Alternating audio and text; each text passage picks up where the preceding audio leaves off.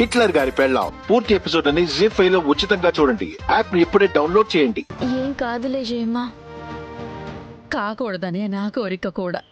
లోకమంతా దీపాల వెలుతురులో పండగ చేసుకుంటుంటే మనం మాత్రం ఎక్కడ ఈ ఇంటికి గ్రహణం పడుతుందోనని భయపడుతూ గడపాలన్నమాట. ఆవిడ చెప్పిన ప్రకారం ఈరోజు ఎలాంటి ఇబ్బంది లేకుండా గడిచిపోగలిగితే చాలు. గండం గడిచిపోయినట్టే. అలాగే భాను, నువ్వు జాగ్రత్తగా ఉండు. నా జాగ్రత్తలో నేనుంటాను. చీకటి పడబోతుంది. ఆ చీకటి మన ఇంటికి పట్టకుండా కాపాడుకుందాం.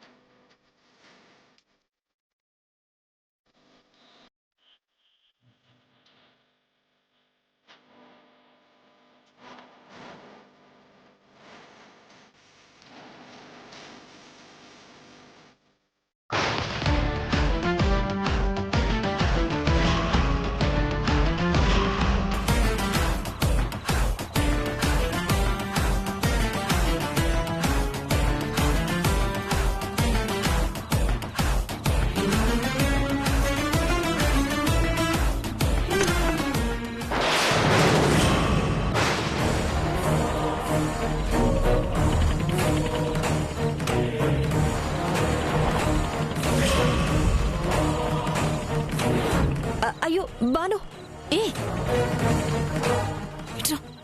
పోతాం.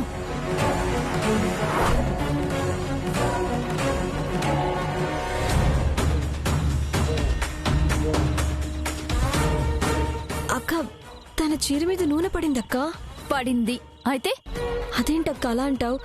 చుట్టూ దీపాలున్నాయి. ఏమాత్రం చీర కంటుకుంటే ఎంత ప్రమాదం. నువ్వేమైనా కావాలని చేసావా? నువ్వేమైనా కావాలని నూనె తన మీద పోసావా? చచ, నేనెందుకు పోస్తానక్క? మరలాంటప్పుడు నువ్వెందుకు టెన్షన్ పడుతున్నావు?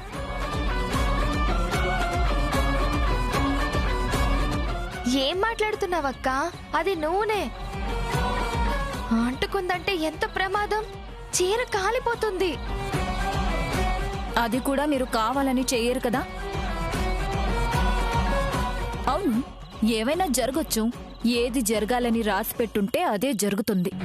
దానికి నువ్వో నేనో తనో మన ముగ్గురులో ఎవ్వరూ కారణం కాదు కదా. ఊరుకో అక్క, గుళ్ళో ఏదో జరిగిందని భాను అసలే కంగారు పడుతుంది. అలాంటప్పుడు ఇంకేమన్నా జరిగితే? అవును మాయా, అది రాత కావచ్చు కదా. తలరాత రాసున్నప్పుడు జరిగిపోతూ ఉంటుంది. నువ్వేంటక్క అలా ఆలోచిస్తున్నావు? కొన్నిసార్లు ఇలాగే ఆలోచించాలి. మంచిగా ఆలోచించి మనం ఇంతకాలం చేసిందే ఉంది. హిట్లర్ గారి పెళ్ళాం పూర్తి ఎపిసోడ్ అని జీ5 లో ఉచితంగా చూడండి. యాప్ ని ఇప్పుడే డౌన్లోడ్ చేయండి.